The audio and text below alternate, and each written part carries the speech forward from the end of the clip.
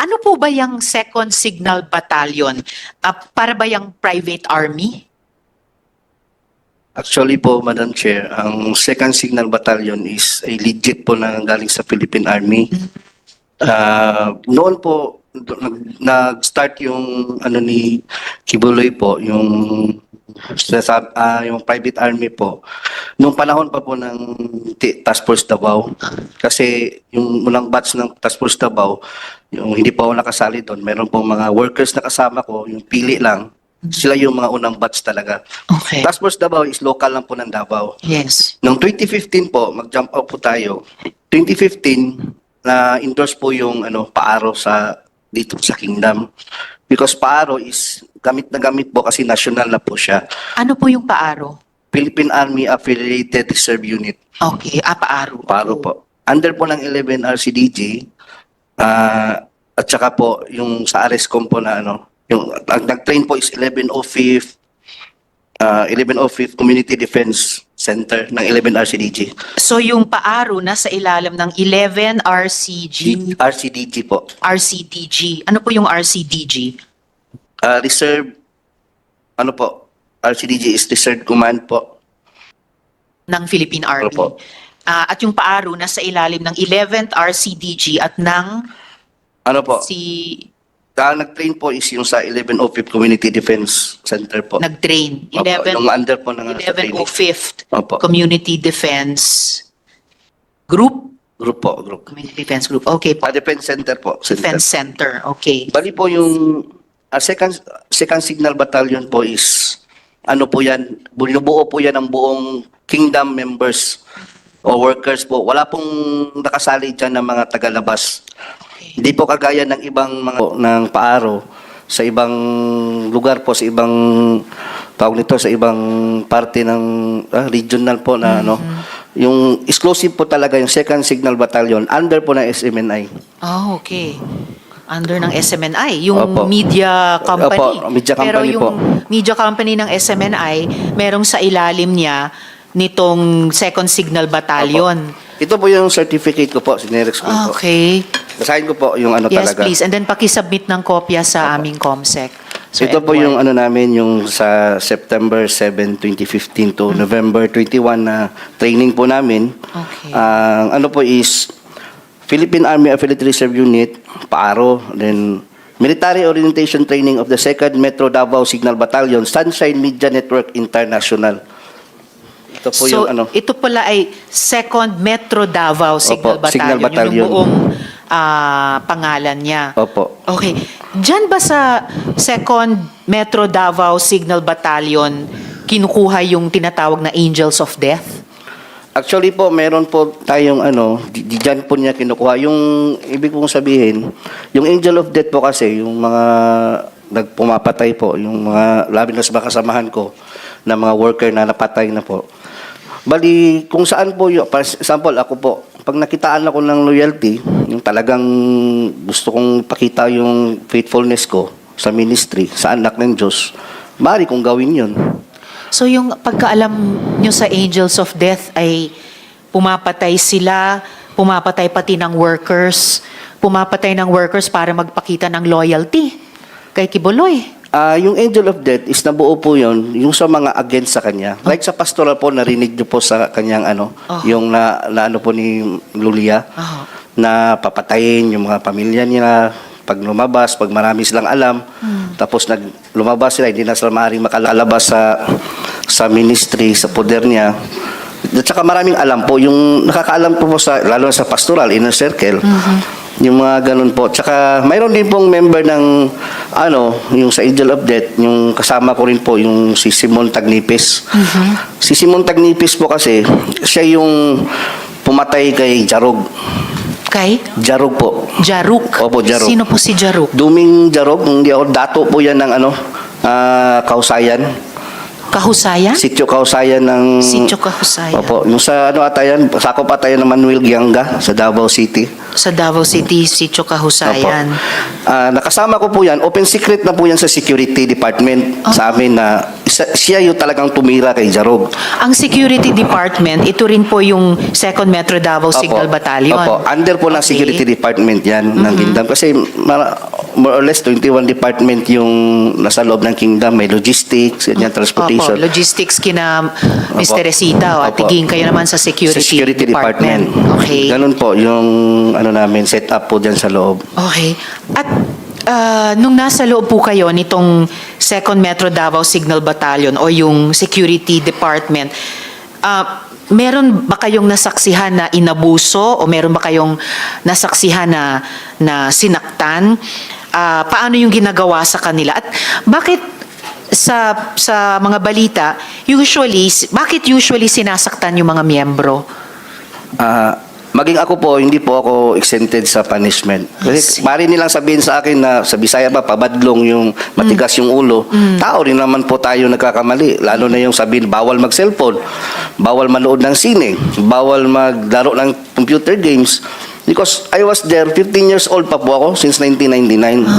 I started yung nag-socialicit ako, nagtitinda ako ng puto, kakanin.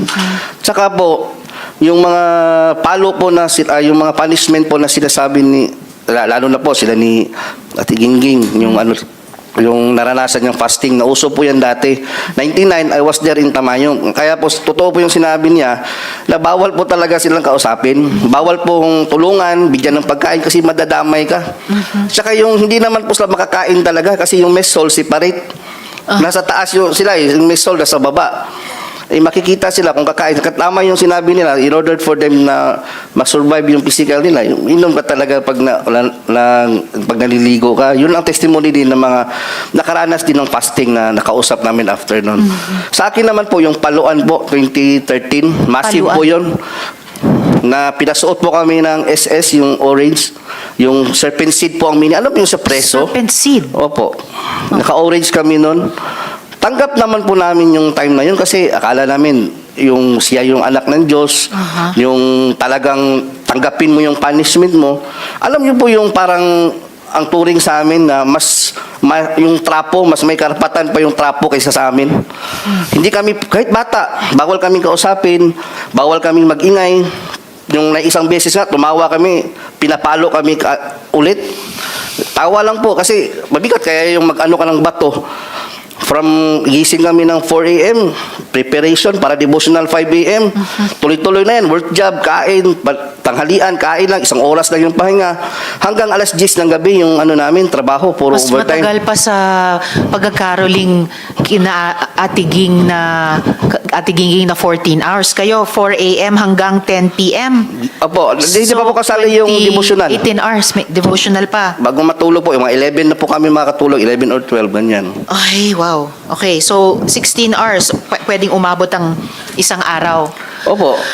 Okay, yung mga pagpatay nung 2nd Metro Davao Signal Battalion o yung security department, si Kibuloy ba ang nag-order ng pagpatay sa mga dating KOJC members? Opo, kasi yung kay Simon po kasi, nasabi nila sa amin yan. Yan po si Simon nakausap ko si Simon. Tagnipes. Aha. Opo. Way back, ano yun?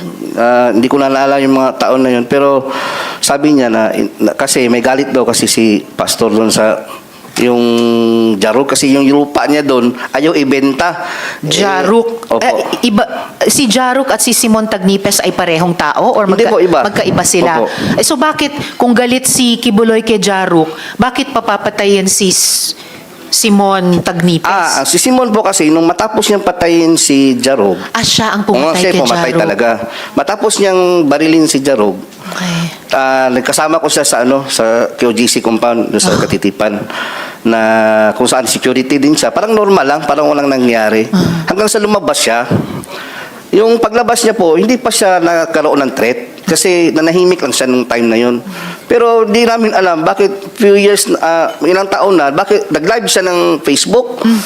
Against na siya ngayon kay Kibuloy po. nagdala lang siyang Bible, yung against sa doktrina. Sabi ng ano niya, yung mga kanyang pamilya niya, pinuntahan siya doon, nilapitan upang pabalikin. Ngayon, ayaw na niya kasi sabi niya, ngipin sa ngipin, mata sa mata. Kumbaga, nakasala siya ng ano, nakakuha siya ng buhay, nakautang siya ng buhay ng tao. Kailangan din niya, parang natanggap na niya. Yung pagpatay niya kay Jaro. Oo, tanggap na niya na may mangyayari din sa kanya. Kaya nga, nag-ano talaga siya, sabi pa ng, kasi magkakilala kami ni Simon eh. Sabi pa nga niyang ano niya, yung mga kaibigan niya, yung parinti niya talaga, yung kadugo niya. Kamag-anak. Niya, sabi nga niya na kung saan magdadala na siya ng Bible, gano'n na po yung ano niya. Kasi parang nagsisisi po siya sa nangyari, nagawa sa kanya. Hanggang sa dumating po yung time na pinatay talaga siya. At si Kibuloy ba talaga ang nag-uutos na pumatay? Baka mga tao lang niya, di niya alam? Hindi Siya ba naman po talaga? namin, kung ako, hindi naman namin gagawin yun kung hindi inuutos mula sa taas.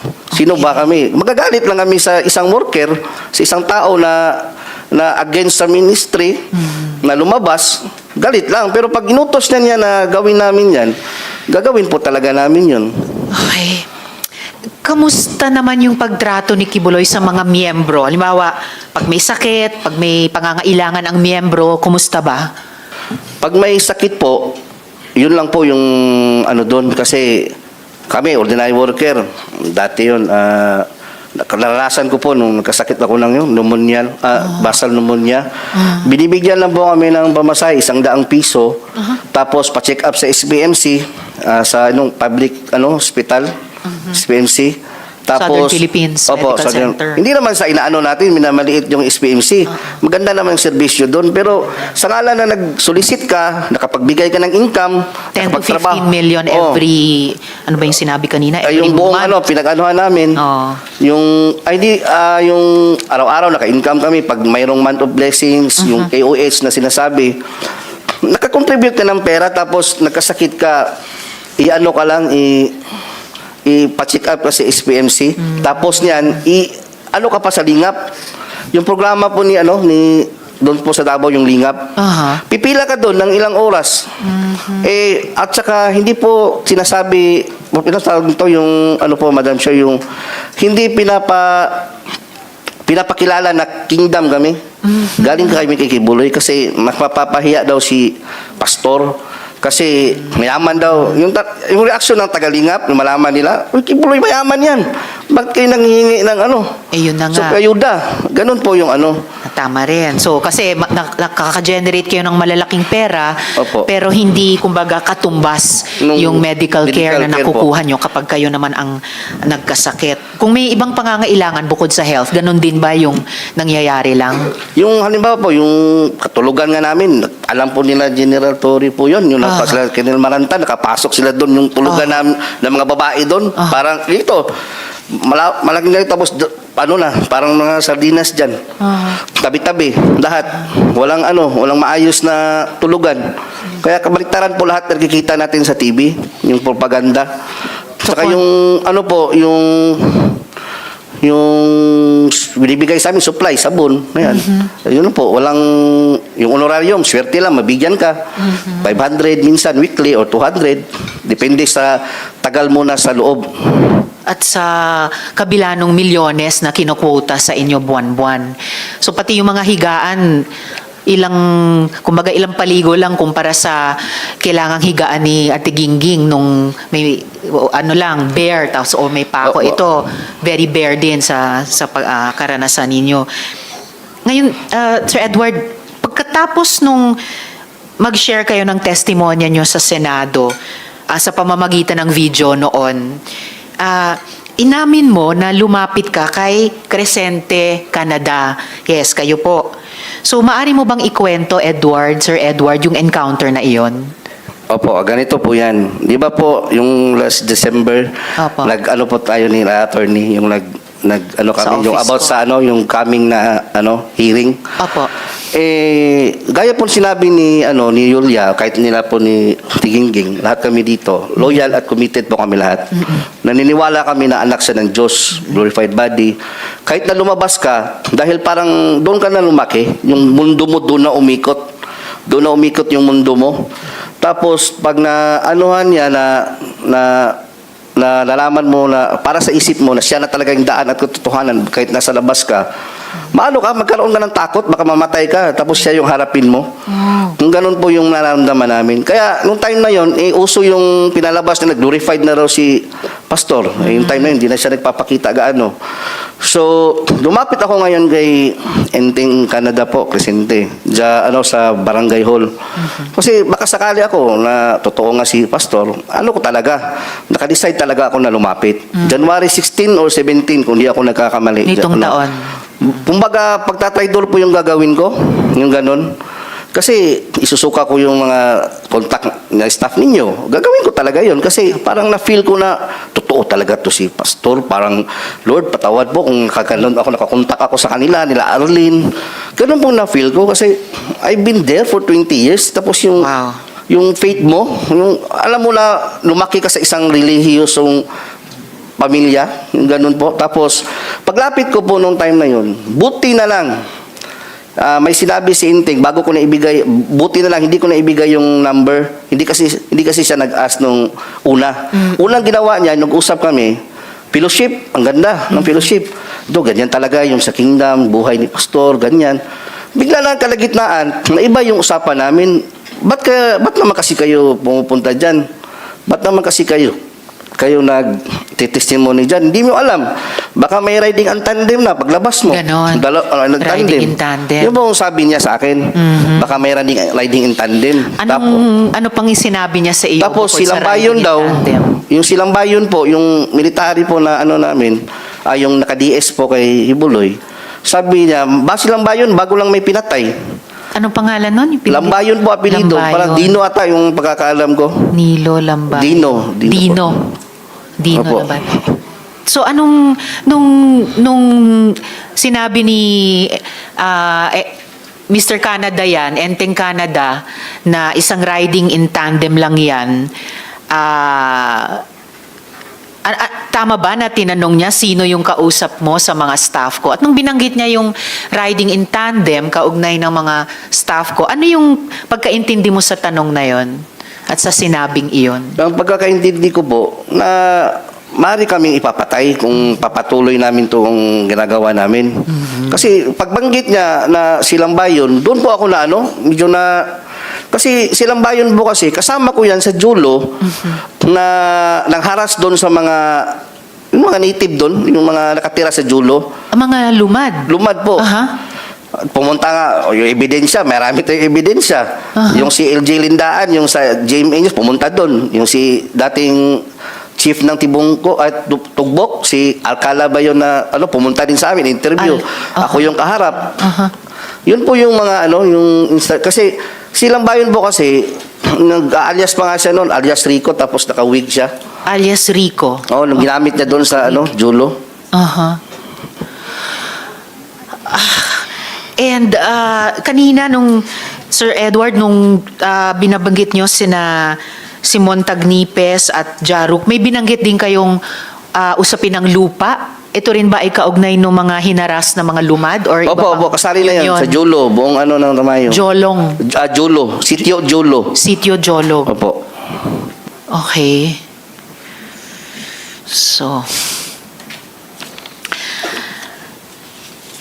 So yung encounter nyo, yung pag-uusap nyo kay Mr. Canada ay may ganong parang banta na ang dating sa inyo pwede kayong ipapatay dahil binanggit yung riding in tandem. Pati nung tinanong niya sa inyo, yung staff ko, binanggit din yung riding in tandem. Ano yun? Pati staff ko, binabantaan nila? Hindi po, hindi naman talaga direct na banta. Kayo? Pero parang lang ba, yung pag ka dyan, iniksian lang na mayroong riding in tandem. Kaya po ako, natakot din po ako nung sa mga kasamahan ko na staff kasi konsensya ko rin naman kung ibinigay ko yung number. Siya nirason ko na lang na naiwan yung ko, nandoon sa isang cellphone ko yung makontak kasi nagmamadali akong pumunta dito para makausap ka. Kaya alam niyo po ba, pinag-isipan ko yun bago pumunta doon. Nagdalangin talaga ko, Lord, kung kalooban mo na totoo si pastor, magaganap talaga ito, mangyayari talaga na babaliktad talaga ako. Buti na lang, naka-mention siya nung time na yun. Parang yun na yung ano ko eh. Alam mo yung masaya ka, nag-usap kayo, fellowship, tapos biglang gumagano, kumambyo. Yung saya mo, nabaliktad, na ano, na, uy, parang ano to ah. Iba. Iba na to ah. Mayroon namang inutusan nga si Simon. Kaya lahat ng napatay po nila, na mga kasamahan ko, sila Simon Tagnipes, sila Nanay Elsa Bolivar, si Raymond Pasyol, na ano ko po, naaalala ko po doon sa ano ko, yung na-recall ko ba, sa isip ko, bida to ah. Yung kawawa yung mga kasamahan ko. Si Elsa Bolivar na binanggit din ni Ate Gingging kanina, yung senior citizen. Opo. And then binanggit nyo ngayon si Raymond Fasiol, na binanggit mo rin dati sa Opo, video opo. interview nyo. Marami ba to? Yung mga pinapapatay, no? Actually, mayroon pa po mga iba dyan na hindi ko po minention, baka ano na po yung magsabi. Opo. Mga ilan po sa pagkaalam nyo? Kaalam ko po, mayroon pa nga yung pastor under investigation po, yung isang pastor na ano pa po yung si Dishera, yung apelido Dishera, worker din po yun dati. Member o worker yun siya. Kung hindi mo kasi maano, kahit sabihin mo na ano po, Madam Chair, bakit mga member o mga worker, parehong ikinamatay, pwede namang magkasakit yung isa, nabunggo ng tricycle yung isa, pwede naman yung, bakit puro baril? So, panay baril ang, pagbaril ang ikinamatay. Panay puro pagbaril yung yung kinamatay ng mga coincidence talaga. Tapos kung mag-iimbestiga kayo doon sa mayroong pulgay, yung mga ganun po. Okay. So, may mga fall guys pa. Na nahuli. Tapos hindi naman pala yung yung totoo, kumbaga hindi alam ng pamilya na may nahuli na pala sa sa mga suspect, yung ganun po na sinikreto ng police station. Okay. Alright. Dagan salamat, Edward. Paki-stay on para sa rest ng hearing natin.